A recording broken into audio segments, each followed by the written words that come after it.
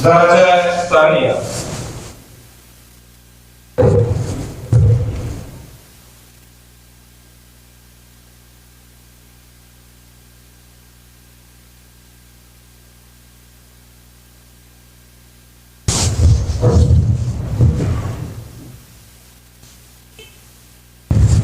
الحمد لله وحده والصلاة والسلام على من لا نبي بعده.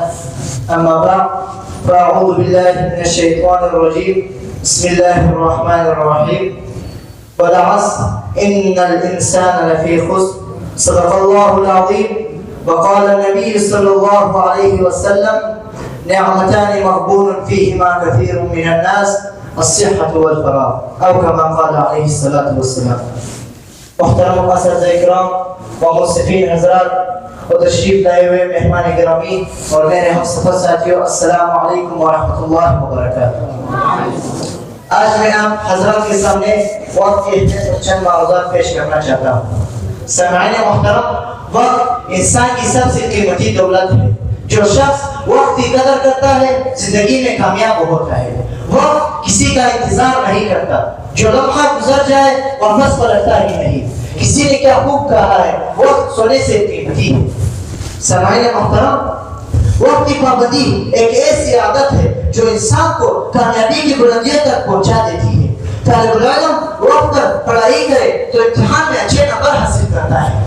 کسان وقت پر زمین کو پانی دے تو اچھی فصل اگتا ہے۔ سپاہی وقت پہ میدان جنگ میں پہنچے تو وطن کی حفاظت کرتا ہے۔ وقت کو ضائع کرنا اپنی زندگی کو ضائع کرنا ہے۔ سامعین محترم، ہمارا دین اسلام بھی وقت کی پابندی کی تعلیم دیتا ہے۔ نماز مخصوص اوقات میں ادا کیا جاتا ہے، روزہ مخصوص ایام اور اوقات میں رکھا جاتا ہے، حج مخصوص ایام میں ادا کیا جاتا ہے۔ اس سے ثابت ہوتا ہے، اس بات سے ثابت ہوتا ہے کہ وقت کی پابندی ایک مومن کی پہچان ہے۔ قرآن مجید میں اللہ تعالیٰ کا ارشاد ہے: والعصر ان الانسان لفی خسر۔ یعنی وقت کی پابندی نہ صرف ایک فرد کے لیے بلکہ پورے معاشرے کے لیے کامیابی کی ضمانت ہے۔ جو قومیں وقت کی پابندی کر رہی ہے ہمیشہ کامیاب ہو رہی ہے، اور جو قومیں وقت کی ناقدری کر رہی ہے ہمیشہ ناکام ہو رہی ہے۔ نپولین نے کہا تھا: میں کبھی دیر سے نہیں پہنچا، کیونکہ دیر سے پہنچنا وقت اور عزت دونوں کا نقصان ہے۔ جو وقت کی قدر نہیں کرتا وقت بھی اسی کی قدر نہیں کرتی۔ وقت پر قدر کرے، کیونکہ وقت کے پاس بھی اتنا وقت نہیں کہ آپ کو دوبارہ وقت دے سکے۔ سامعین محترم، معاشرے میں لوگ مختلف طریقے سے اپنا وقت گزارتے ہیں۔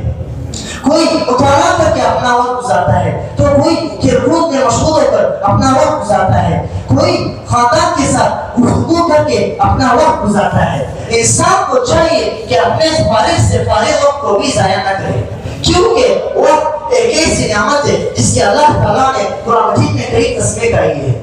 کہیں والفجر فرمایا، کہیں واللیل فرمایا، کہیں والضحیٰ فرمایا، کہیں والعصر فرمایا ہے۔ سامعین محترم، وقت ایک تیر کی طرح ہے، جب وہ کمان سے نکل جاتی ہے تو واپس پلٹتی نہیں، ایک تلوار کی طرح ہے۔ اگر آپ اس کو صحیح وقت دشمن کے خلاف استعمال کر سکے تو یہ دشمن کو کاٹ دیتی ہے، ورنہ اگر آپ اس کو صحیح وقت دشمن کے خلاف استعمال نہ کر سکے تو یہ آپ کو کاٹ دیتی ہے۔